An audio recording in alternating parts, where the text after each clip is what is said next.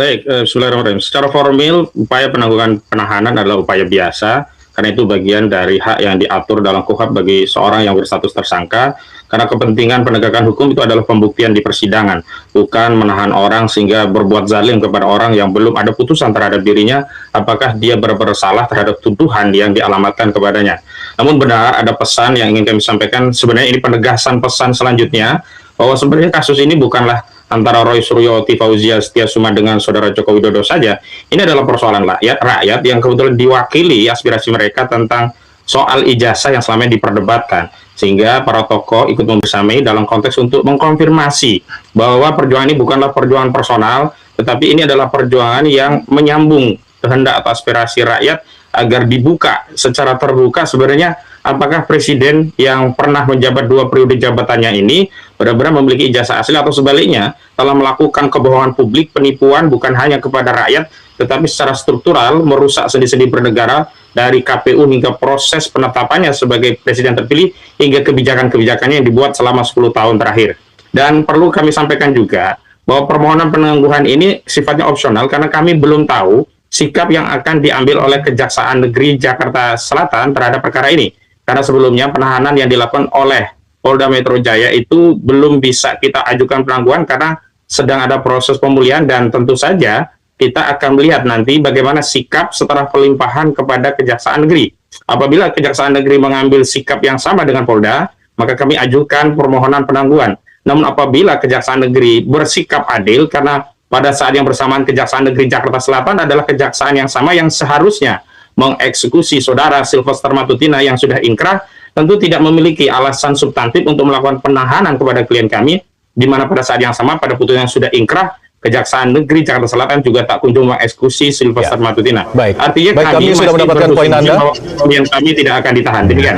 Kalau kami sih tetap melihatnya ini adalah ya upaya pembelaan, ya artinya ya sah-sah saja dilakukan. Itu kan opsi-opsi hak-hak yang mau diajukan untuk mengajukan permohonan untuk penangguhan. Walaupun kami sedikit berbeda pendapat di sini, kami melihat bahwa keputusan penahanan yang dilakukan oleh para penyidik tentunya sudah pasti dipertimbangkan dengan sangat matang. Dan perkara ini sudah cukup lama sekali Mas, sudah 1 tahun lebih perkara ini bergulir, dan berdasarkan press conference dari Pak Dirkrim terakhir juga sudah menyatakan terakhir ada 94 saksi, 26 ahli, dan ratusan barang bukti lainnya. Sehingga kami meyakini bahwa perkara ini sudah matang, sudah sangat siap untuk disidangkan, sehingga kalau itu nanti kemarin memang sudah dilakukan penahanan, ya kami rasa biasanya berdasarkan pengalaman kami akan dilanjutkan oleh penuntut umum, sehingga nanti proses persidangannya dapat berlangsung dengan objektif. Karena kalau dari kami memang objektifnya itu hanya satu. Kami dari awal tidak pernah menggaungkan harus ditahan dan sebagainya, tidak pernah kami gaungkan seperti itu.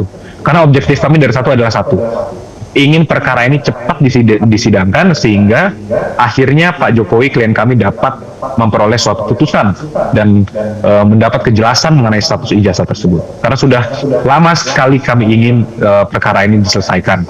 Karena kalau tidak ada putusan itu Mas, sampai kapanpun saya rasa bisa saja orang-orang manapun bisa mengangkat isu-isu ini lebih panjang lagi sehingga kita tidak akan mendapatkan akhirnya. Sedangkan di hukum ini kan setiap perkara itu harus ada akhirnya. Itu yang kami tunggu Mas. Baik. Ya, ini bukan hak privilege, tetapi siapa yang bisa menggunakan atau mau menggunakannya. Dan kami memiliki jaringan dan bisa menggunakannya, tentu kami akan mengerahkan segala hal yang berkaitan dengan upaya untuk membebaskan klien kami dari tindakan yang bagian dari represi dan kriminalisasi. Karena begini, kalau soalnya hanya persidangan kami sudah siap, karena kami juga berkepentingan untuk membuktikan perkara ini hingga ada putusan pengadilan yang berkekuatan hukum tetap. Namun lagi-lagi represi dan kriminalisasi itu disisipkan dengan cara penggunaan wewenang yang sewenang-wenang, di mana penangkapan semestinya tidak perlu dilakukan karena klien kami bisa dipanggil dan kami bisa menghadirkan untuk tahap 2. Dan tentu saja penahanan juga jika konteksnya untuk membuktikan di persidangan tidak juga dibutuhkan. Sebagaimana kasus Fathia Maulidiyanti bersama Haris Azhar yang melawan Luhut Binsar Panjaitan, dan saat itu kasusnya juga sama, fitnah dan pencemaran.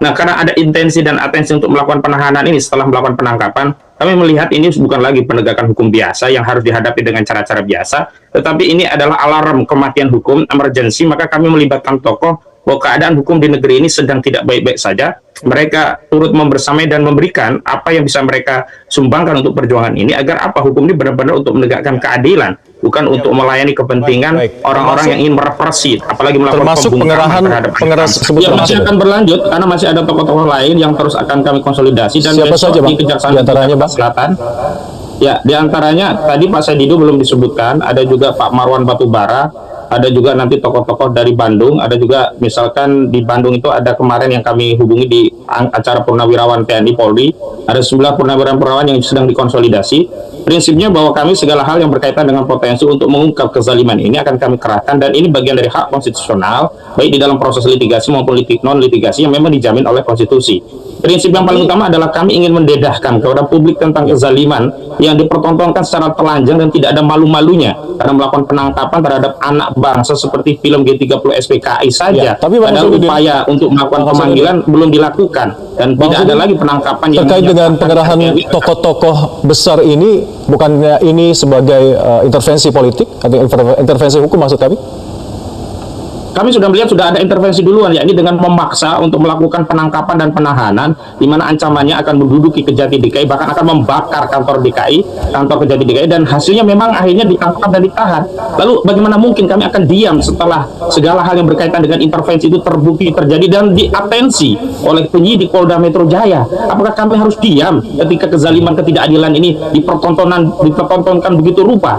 Jadi tidak bisa melihat bahwa apa yang kami lakukan itu sebagai sebab, tapi ini adalah respon atau akibat dari proses yang dilakukan. Saya menghormati Bung Yakub Hasibuan itu tidak terlalu punya atensi untuk dilakukan penangkapan penahanan karena fokusnya adalah pembuktian di persidangan. Tetapi kan kubu Jokowi itu banyak relawan-relawan seperti Andi Azwar dan yang lain kan berkali-kali tangkap tahan, seolah-olah represi dan kriminalisasi itu untuk membuktikan keaslian sebuah ijazah. Padahal walaupun orang ditangkap bahkan divonis, kalau ijazah itu belum dibuktikan asli, maka tidak akan ada keyakinan dari publik untuk ikut meyakini bahwa asli begitu. Iya, Mas Alkar, sebenarnya memang isu kriminalisasi dan bahwa Pak Jokowi jolim itu sudah lama juga digaungkan. Walaupun sebenarnya yang terjadi menurut kami adalah yang sebaliknya, Mas. Bayangkan saja, bertahun-tahun Pak Jokowi dikatakan ijazahnya palsu. Padahal semua bukti-bukti yang mendukung secara substansi, paling penting kan secara substansinya itu adalah UGM. UGM sudah mengatakan itu asli. Secara formil pun Pak Jokowi pernah dilaporkan di Mabes Polri bahwa dilakukan katanya pemalsuan ijazah, itu sudah jelas dihentikan. Artinya sudah secara formil maupun material sudah clear bahwa masalah ijazah ini sudah selesai. Tapi masih terus digaungkan terus. Hingga akhirnya Pak Jokowi juga tidak ada pilihan. Kami melihat bahwa satu-satunya agar mendapatkan kepastian hukum itu melalui putusan pengadilan. Nah, kalau siapa yang dilakukan kriminalisasi, padahal kan Pak Jokowi yang sebenarnya dikriminalisasi. Seorang yang memiliki ijazah yang sah dikatakan malah ijazahnya palsu. Padahal dia memiliki ijazah yang sah. Kan sebenarnya kebalik cara pikirnya. Nah, kemudian ada juga isu bahwa katanya Pak Jokowi mengkontrol dan mengintervensi. Mungkin dapat kami sampaikan lagi, Mas, bahwa kalau memang Pak Jokowi mengintervensi atau bisa mengkontrol penegak hukum, mungkin dari Pak Jokowi masa presiden sudah dilakukan semua proses ini.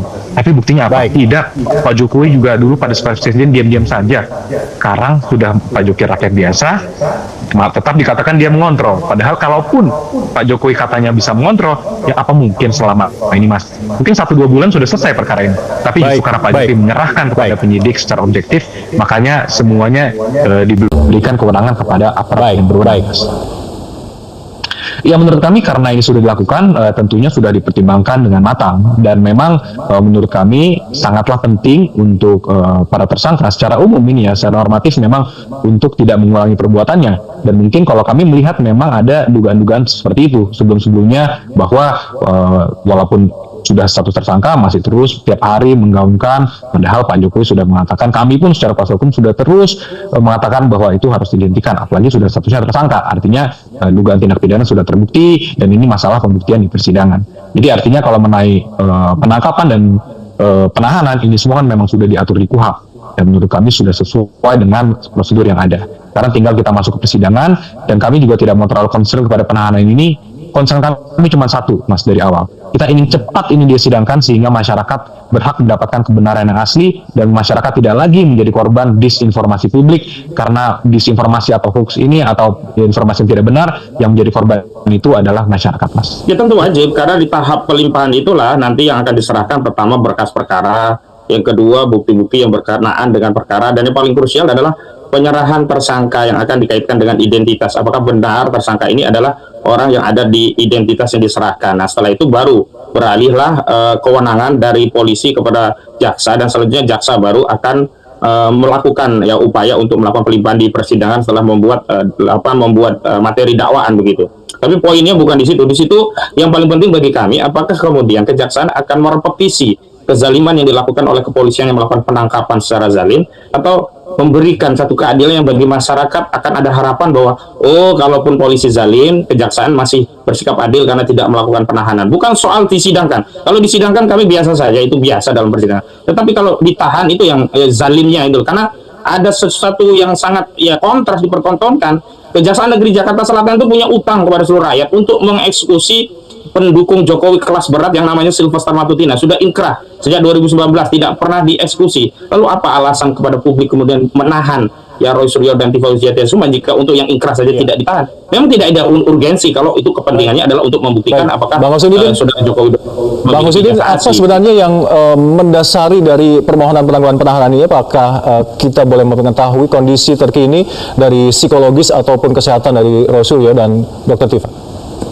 Kepentingan utama adalah agar pembuktian di persidangan itu bisa maksimal, karena kalau sudah ditahan kami tidak bisa melakukan upaya persiapan untuk persidangan secara maksimal, dan klien kami juga mengumpulkan data-data yang selama ini sudah ada terkompilasi karena terhambat karena ada prosesnya di tahanan begitu. Jadi agar pertarungan fair lah, kalau memang mau berperang secara hukum fair sajalah, jangan menggunakan kelicikan dengan menahan dengan otoritas yang ada pada kepolisian, setelah itu ayo kita berperang di persidangan di pengadilan. Itu kan sama saja, namanya kelas berat dipaksa bertarung dengan kelas bulu ya kesulitan untuk melawan. Karena itu kalau saudara Jokowi udah fire ya jangan ikut dalam konteks memberikan apresiasi dalam konteks penahanan ini dibiarkan, apalagi termul-termulnya pendukungnya itu seolah-olah bersukaria, seolah-olah ini jadi hadiah ulang tahun untuk Joko Widodo yang 21 Juni ini berulang tahun. Lalu apa yang mau disampaikan, kehormatan apa yang mau disampaikan kepada rakyat kalau di hari ulang tahunnya justru melakukan perbuatan zalim yang karena laporannya ada dua anak bangsa yang hari ini kena kasus yang kemudian berpotensi dipenjara. Iya, Mas. Menurut kami memang syarat penahanan ini kan semua syarat objektif dan subjektifnya menurut kami juga sudah terpenuhi.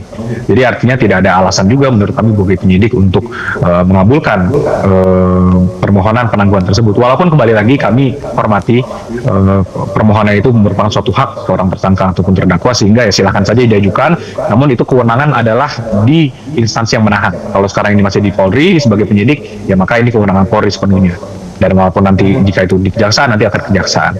Tapi kembali lagi, kalau kami melihat bahwa semua penangkapan dan penahanan ini sudah diatur dan sudah sangat jelas dan sudah semua syaratnya terpenuhi. Dan ini hal yang sangat biasa, Mas. Di hukum pidana ini suatu penahanan terhadap seorang tersangka dan terdakwa itu hal yang sangat biasa. Sepanjang memenuhi semua syaratnya. Dan dalam hal ini sudah memenuhi semua syaratnya objektif maupun subjektif berdasarkan peraturan perundang-undangan yang ada.